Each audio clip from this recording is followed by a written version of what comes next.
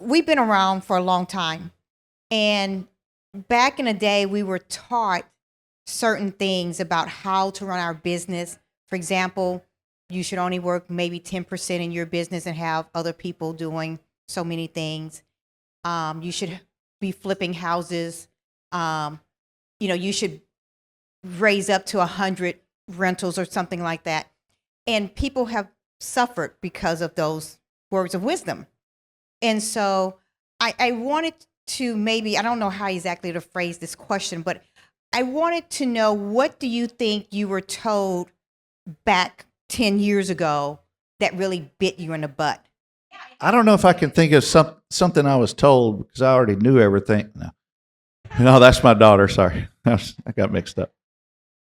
I think what bit me, it wasn't what somebody told me, but something I did was I put all my eggs in one basket. When I was loaning hard money, I had one senior debt. I had a $100 million facility and one person giving me that money. And when 2008 happened, they went because they were scared. And my business had to close. I mean, I damn near went broke. That was the worst. I mean, you want to talk about a horror story? That's worse than any of these tenant stories. I was selling cars, put my house up for sale. I will say, my wife wasn't here for the money. She was here for me because she stayed. So I was very happy about that. But I darn near went broke. I think my answer to that question is somewhat similar because I would phrase it back to when you're starting out with real estate, and as you progress in your journey, really taking that extra time quarterly, annually to refocus and get that big picture on, like, what do you really want? Like, why are you even doing this? Because our goal starting off was build wealth, build passive income. And we had micro goals, kids in private school, but build wealth, build passive income. I always also wanted to be a full-time entrepreneur. So we made, in like 60 days, we made $250,000 off 2 properties. Profit. You're the smartest guy in the world. But But wait. So I quit my job because they cut my paycheck in half. I'm like, I don't need that anymore. Like, so cool. We got this thing. It's going. Blah blah blah. So then we start flipping because $100 a month doesn't really put food on the table. So we start flipping.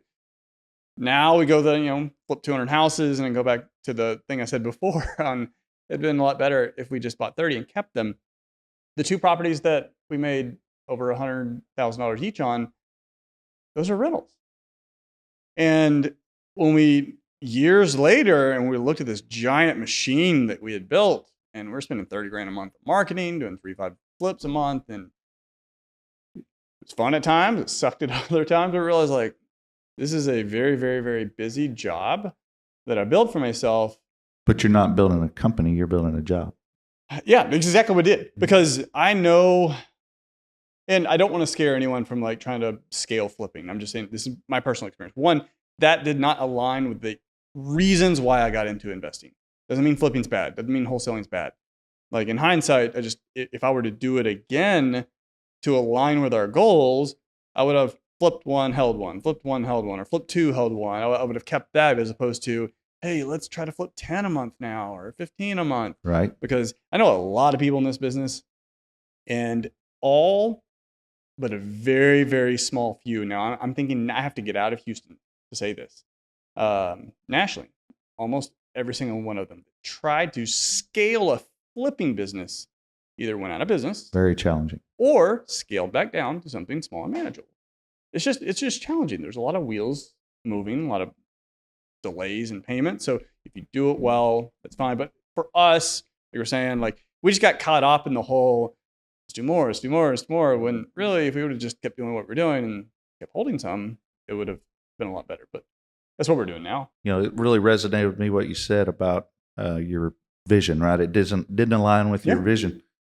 And you talk about, every quarter getting in a room and saying, all right, is what we did the last quarter moving us towards our vision or not? And that comes from EOS. And sometimes you're not in line with your vision. So you got to recalibrate, right? Yeah. It's the metaphor is you're cutting a a road through the jungle.